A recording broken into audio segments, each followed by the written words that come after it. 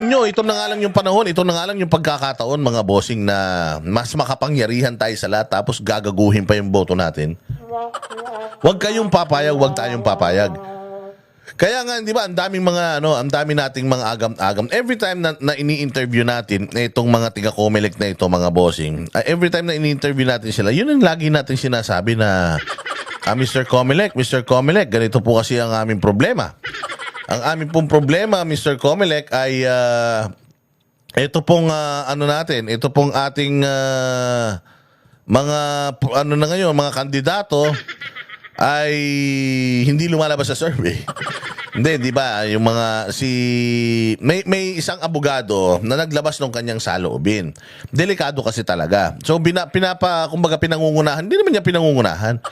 Pero ang sinasabi niya is pwedeng mangyari. Because ako, as an expert, I know that it can happen. That is why I'm raising an awareness and I'm giving them an advice on how to do things. Sana ganito gawin natin para hindi mapasok ng mga kawatan yung ating eleksyon. Hindi ma-impluwensya ng mga siraulo yung ating eleksyon. Kasi ako, expert ako, alam ko yung mga ganito, and ito yung setup ninyo, vulnerable yan. Vulnerable yung setup ninyo sa mga unwanted source codes and stuff. So kaya kailangan anuhin natin. Baka pwede gawa natin ng paraan para maging yung integrity ng ating eleksyon ay lumakas. Para talagang kung sino yung ibinoto ng tao, yun yung manalo. Kasi Comelec, yun naman talaga yung gusto namin. Kung sino yung binoto namin, yun yung manalo. Kasi senseless. Lahat ng technology, putang ina kung madadaya lang. Kung yung mga iboboto ng tao, mamamanipula. Senseless po yun. Pointless po yun. Kaya po, kami nananalangin na sana maging patas. And eto, merong mga experts na nagsasalita na merong butas yung system nyo. Para hindi ma-manipulate yung butas na yan, yung loophole na yan, hindi ma-work around, anuhin natin, gawin natin ganito.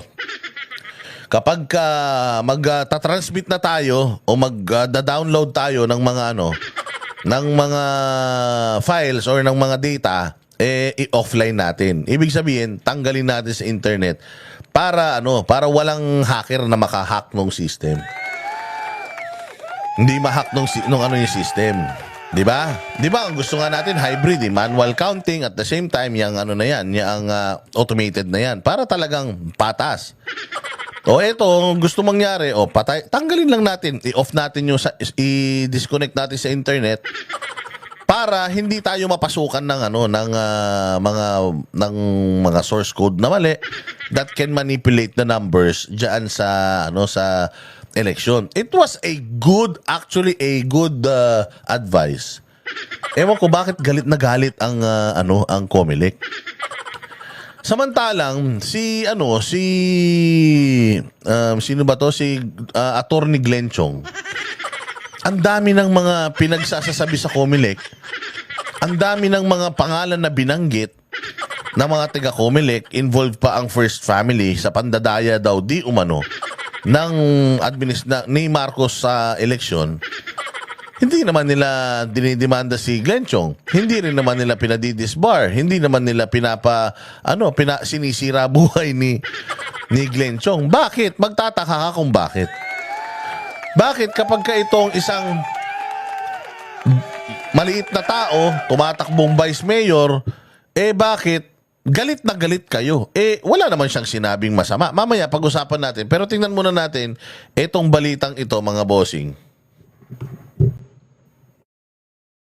Ang sinabi ng isang kandidato sa pagka-vice-alcalde sa Isabela na kayang ma-hack ang automated counting machines.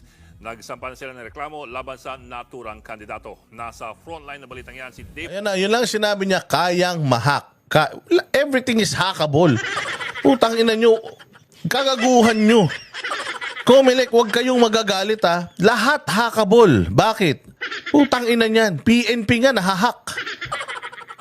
Kayo nga Comelec, nahack na din kayo. Di ba DICT nahack?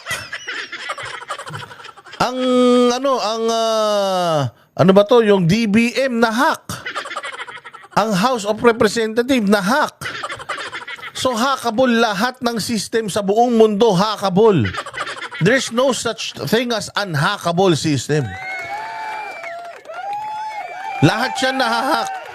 Kaya nga tayo bilang mga let's say property owners or business owners na naka-depend tayo sa the World Wide Web, sa internet, we purchase mga firewalls eh.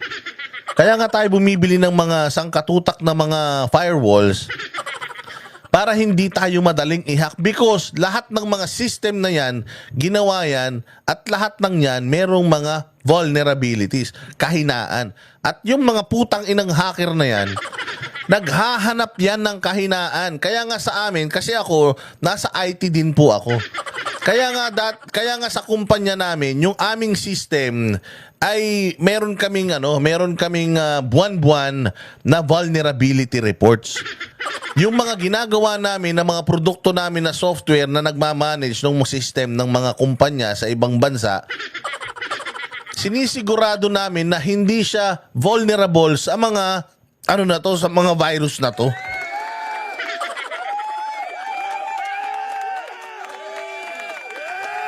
Oh, that's why we often run vulnerability tests. Oh, ngayon sasabihin ng system mo na you have a vulnerability dito. Oh, so ang gagawin mo sa vulnerability na yon, you will report it sa engineering, and then yung may-ari nung, halimbawa kami bilang may-ari ng software, gagawa kami ng bug, ng fix doon sa bug na yon para ma-solve namin yung vulnerability na yun. Again kami, yung kumpanya na pinagtatrabahuan ko, we manufacture software and hardware. And these softwares that we are manufacturing, lagi yang nasa pag ibinenta namin yan, hindi namin pinapromise yung hindi siya hackable. Wala sa kontrata namin yun. Kaya nga, pag binenta namin yung software na yun sa mga customer namin, kasama yung services namin na i-maintain namin yung software na yan. Yun ang trabaho namin, mag-run ng diagnostics at maghanap ng vulnerabilities doon sa ginawa namin. At pag meron, and then gagawa namin ng fix yun. Ganun po ang sistema. Yung iba dyan tali-talinuha, wala namang alam. So, itong mamang ito, bilang isang expert, ang sinasabi niya, bilang isang IT expert, again nagtrabaho ito sa isang pinakamalaki, pinakasikat na accounting firm sa buong mundo. Ay ang mga Ernst & Youngs, yan, yung mga Deloitte na yan, SGB Nielsen, mga ganyan, malalaking mga auditing firm yan. Hindi lang audit sa papel ang ginagawa ng mga yan, pati sa mga information technology. Ganon kauhusay mga yan. Expert sa field niya. Kaya nagbigay siya ng kanyang suggestion na pwedeng mahack yan. O, pinaliwanag niya sa Comelec, pinagtawanan lang siya. O ngayon, diniscuss niya sa vlog niya. Nagalit sila. Nitong Enero, may in-upload na video ang kandidato sa pagka-Vice Mayor ng Reyna Mercedes Isabela na si Attorney Jeril Harold Respiso. Sa video, tila itinuturo niya kung paano mamanipulahin ang automated counting machines para sa Bilang Pilipino 2025. This is basic, putang ina. Basic nga itong Basic nga itong ginawa ni Ayan, nag-drawing lang siya, simpleng flowchart. Ito yung system. The point here is, Comelec, your system is weak. And when you have a weak system, there are a lot of loopholes, there are a lot of possibilities na pwedeng madaya tong eleksyon natin. Ipinakikita nga sa inyo kung saan kayo mahina para palakasin ninyo. Katulad ako, when somebody reported, Boss D, we found the vulnerability in your system. Oh really? Okay, give me the vulnerability code. I will get the vulnerability code and pass it to the engineering. Tapos iraran ng engineering 'yun, gagawa sila ng fix para dun sa vulnerability na 'yun. Ganun po yung mga ginagawa nila na 'yan. So ito si Kuya, si Vice Mayor wannabe, pinakikita niya yung system nyo and pinakikita niya how simple your system can be hacked. Instead of fixing yung problema, putang ina, dinimanda nyo yung nag-expose ng problema. Sabi nga nila, instead of yung absorbing the message, puta, you killed the messenger.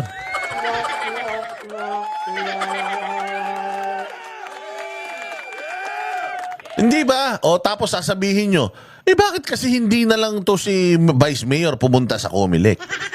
Tapos si Vice Mayor ipaliwanag. Ginawa niya na. Ginawa niya na at hindi maganda ang trato sa kanya. Siyempre, bilang isang kandidato, bilang isang Pilipino, it is your responsibility na kapag may nakita kang mali, ilabas mo. Di ba? Kasi nga, sinasabi nga natin, silence is not an option. Being isang Filipino na meron kang karapatan sa pagpapahayag, you show them kung ano yung natuklasan mo. Hindi ito fake news. Kasi nga, abogado to. CPA accountant pa to.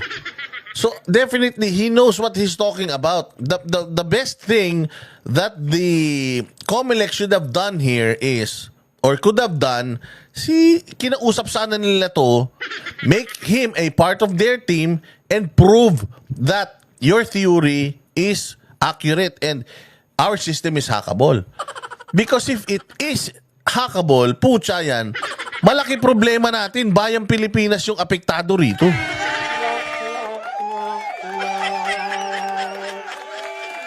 Dahil dyan, sinampahan siya kanina ng Comelec ng reklamong paglabag. Tangina, sinampahan siya ng kaso. Instead of Comelec fixing the problem, addressing the issues, sinampahan siya ng kaso. Ano mga diktador kayo?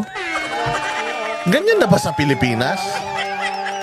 Ito ang problema kapag kayong bad precedents ay nakakatakas. Kapag kayong mga ginagawa ng TRICOM na pagpapatawag sa mga vlogger, panggigipit sa mga vlogger, nakakalusot. Ganito ang mangyayari every time na meron kang reklamo sa isang ahensya, putang ina, didimanda ka. Hindi po ganito, sir. Sana bago kayo mag-result sa demanda, pinatawag nyo siya, prove your theory. Pag hindi mo na-prove yung theory mo, ipakukulong ka namin. Ganun. Pagawa nyo muna sa kanya. Naglabas siya ng ganung mga statement eh. Naglabas siya ng ganung vlog eh. Then make him prove kung ano talaga yun, kung may vulnerability ba talaga sa system ninyo. Kung wala, sa kanya siya idemanda, sa kanya siya ipakulong, sa kanya siya i-disbar. Hindi yung putya yan. Nasita lang kayo.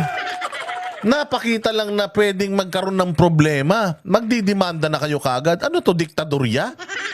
Ganyan na ba talaga tayo na if I do not like yung ginagawa ninyo, being a taxpayer, I will call you out? Putang ina, didemanda nyo ako. Ganun na ba talaga? No wonder. Kaya itong si Tory, kaliwat kanan ng demandang ginagawa. Saklaw po yan ng freedom of expression. Yung paglalabas ng saloobin, saklaw po yan ng freedom of expression. Sa vlog na yan, wala siyang sinabi na sinadya nyo yan. Wala siyang sinabing ganun. Ang sinabi niya, may problema at kailangan, bago magsimula yung eleksyon, ma-address na natin to.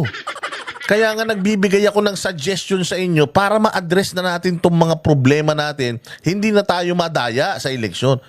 Anong ginawa ng Comelec instead of addressing it? Ayan, dinimanda yung tao. Sa Cybercrime Prevention Act, ayon kay Comelec Chairman George Garcia, mapanganib at maituturing na misinformation ang video ni Respicio. Mapanganib talaga. Kaya nga ipinapakita niyo yung panganib para kabahan kayo. Para kabahan kayo, kayo mismo sa sarili nyo, mag-conduct kayo ng testing. Hindi mapanganib, tapos ipakukulong nyo siya. Mapanganib para sa mga mandurugas yung sinabi niya dahil in-expose niya yung gagawin ng mga mandurugas eh. So dapat mga sir, kinausap niyo tong tao na to, he can be an asset or he can be a destabilizer. Kailangan nyo munang alamin kung alin siya sa dalawa na yun. Yung theory niya, make him prove it. And then, if he cannot prove it, nilabas niya na sa internet yung kanyang expose, o di saka nyo siya trabahuin. Pero yung hindi nyo pa chine-check on your own, hindi nyo pa kinakausap yung tao kung ano yung basihan niya, dinimanda nyo na, pinapatahimik nyo na. Pinakamasaklap, sinisira nyo buhay.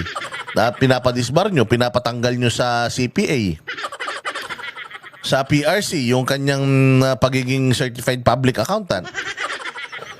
So, yun ang pinakamasaklap sa lahat dito. Nasisirain nila ang buhay mo kapag maliit na tao ka. Samantalang si Glenn Chong, ang dami-daming expose ni Glenn Chong. Involved din naman yung mga pangalan nyo sa expose. Hindi nyo naman siya dinidimanda. So, ba't ganun? O katulad yan, si General Torre. O kinawawa rin niya yung si Jun Abinis. O kasi si Jun Abinis at kaming mga vlogger, wala kaming mga koneksyon. So, ba't ganun? Ano na mangyayari sa bayan natin Pilipinas kapag kaganyan? Bawal na tayong bawal na tayong magsitahan. Hindi ba? Dapat nga kami bilang mga taxpayers sa Pilipinas, dapat pinakikinggan nyo kami. So, ngayon palang kinukondisyon ang isip ng sambayanan na pwedeng gawa ng paraan ng ating pong halalan. Kung bigla siyang manalo, sasabihin dahil sa produkto yan ng kanyang pagmamaniobra, o kaya naman pag natalo, sasabihin niya... Kasi nga yun na nga ang problema. As early as last year o as early as last month, may mga surveys na lumalabas. Magtataka ka Ang daming naglalabasan ng mga survey, ilang milyon ang populasyon ng Pilipinas ni hindi mo alam kung saan nila kinandak yung mga survey. Wala yung mga kandidato na nakikita naman namin na malalakas. Puro kandidato sa kabila, yung mga makikita mo. So anong ibig sabihin nun, sir? Hindi ba manipulation, mind control din yung mga survey na yan? Ba't hindi nyo binabawalan yung survey? Kaya nga ang ginawa nito ni sir, in-expose niya, your system can be hacked. Every system can be hacked. No system is unhackable. Di ba yun yung sinasabi niya? So, bakit kailangan kasuhan niyo siya? Mind conditioning? Gaano ba karaming followers niya? Gaano ba karami ang nakapanood ng video niya? Yung pinapakitang ng media, survey ng media, gaano karami yung nakakakita niyan? Hindi ba mind conditioning yan? Namin na niobra ng iba yung resulta ng ating pong halalan.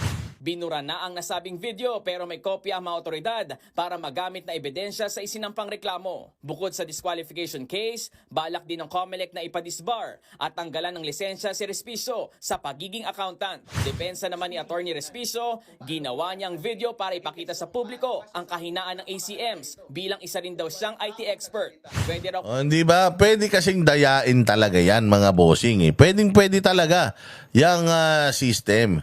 There really is no such thing as hackable. Kami ang boses ng masa, hindi natatakot.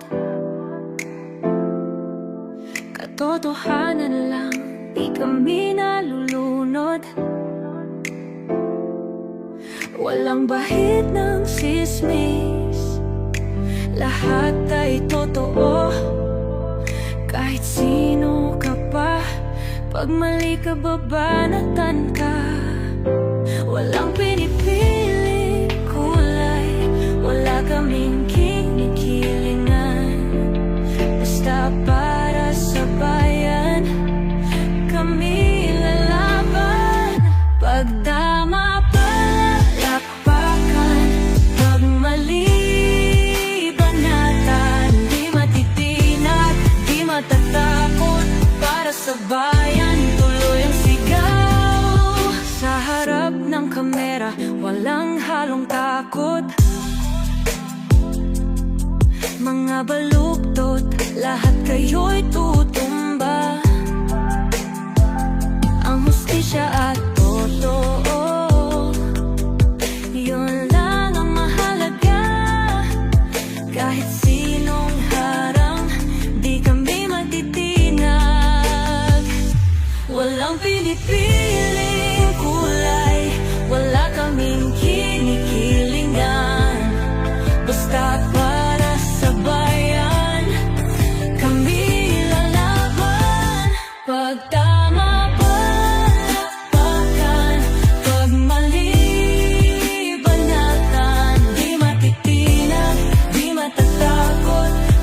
sa bayan, tuloy ang sigaw. Kung nasa tama ka, ikaw ay aming kasama. Pero pag mali ka, handa ka na bang mabasag? Banateros kami, walang inuunan. Dahil bayan muna, bago ang sarili.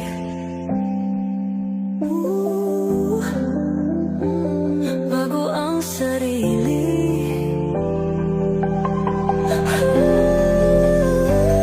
Pag tama palakpakan, pag mali banatan. Banateros ang sigaw, katotohanan ang